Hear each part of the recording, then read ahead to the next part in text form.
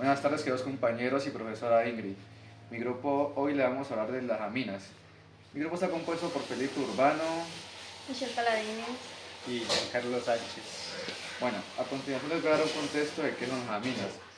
La amina es algo que encontramos muy fundamental en cualquier parte, lo vemos en cualquier parte. Un ejemplo claro de esto puede ser el olor del pescado. El olor del pescado se produce por una amina y eso es lo que produce un olor a veces muy feo para algunas personas y para otras personas también les gusta, pero cada quien con sus gustos.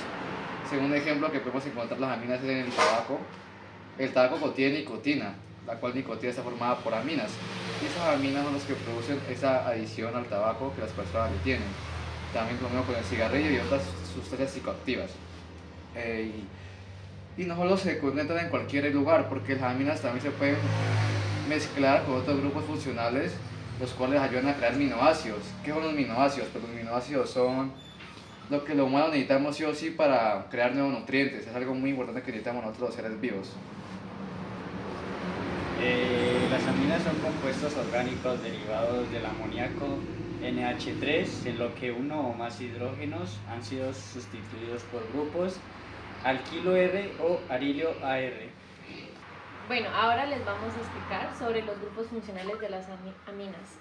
El grupo funcional de las aminas es el amino que se representa con NH2 y a veces aparecen otros derivados cuando hay sustituciones. Está compuesto por un átomo de nitrógeno N unido de un grupo de grupos orgánicos alquilos y arilos. El nitrógeno siempre tiene un par de electrones libres, lo que le da una forma trigopiramidal que la vamos a hacer ahorita.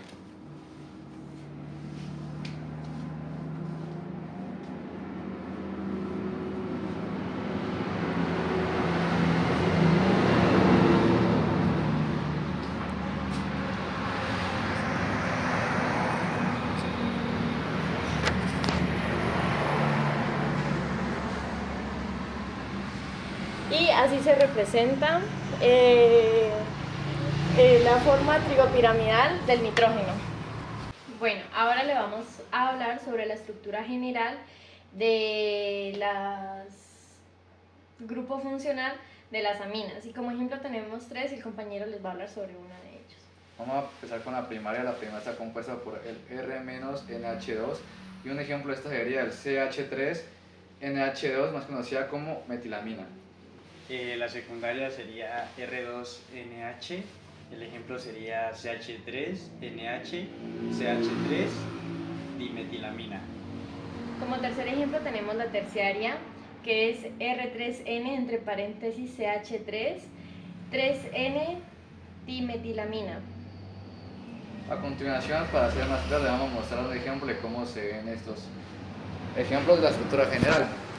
Y aquí nos vamos a mostrar cómo se ven. Aquí, como les dije, la primaria está compuesta por el R-NH2 y su ejemplo que es H3NH2 metilamina. Lo mismo con la secundaria que es RH2 menos NH y su ejemplo sería CH3NH CH3 dimetilamina. Y la tercera, para que no me confundan, sería R3N y aquí va entre paréntesis el CH3 y afuera ya iría el 3N y se llama trimetilamina. Bueno, ahora les vamos a presentar las características de las aminas. Primera característica, son básicas como el amoníaco y les gusta agarrar protones.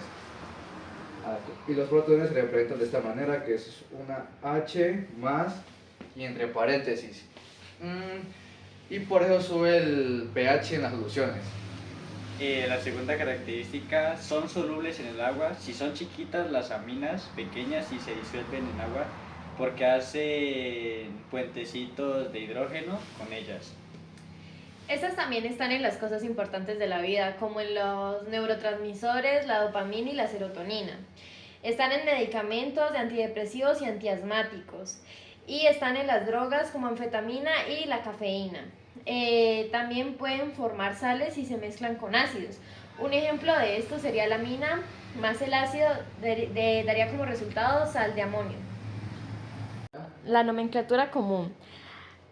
Aquí no hay tanta complicación, se miran los grupos que están pegados al nitrógeno, se nombran en orden como si hicieras lista para cualquier cosa y al final pones amina. A continuación vamos a ver un pequeño ejemplo que el compañero está escribiendo en este momento y proseguiré a explicar lo que sigue.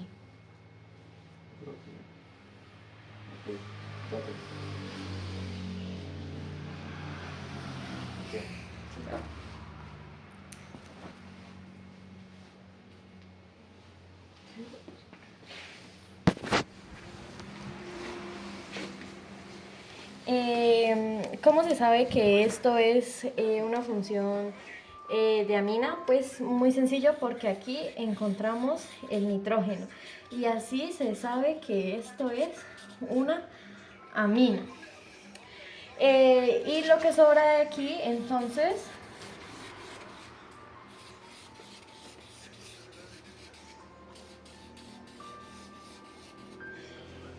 estos radicales que sobran los vamos a nombrar.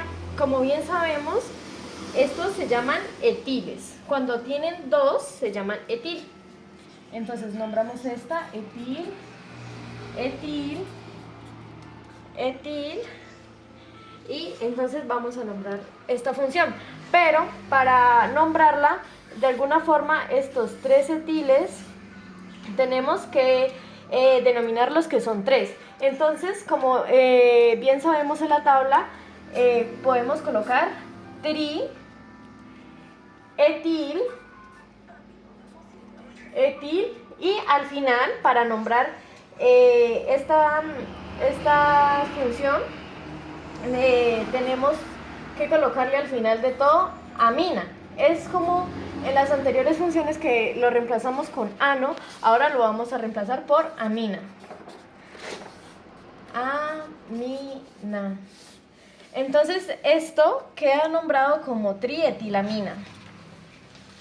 A continuación vamos a hablar del uso de las aminas. Uno de los usos más principales en el que encontramos las aminas puede ser en la fabricación de medicamentos como antidepresivos, anestésicos y descongestionables.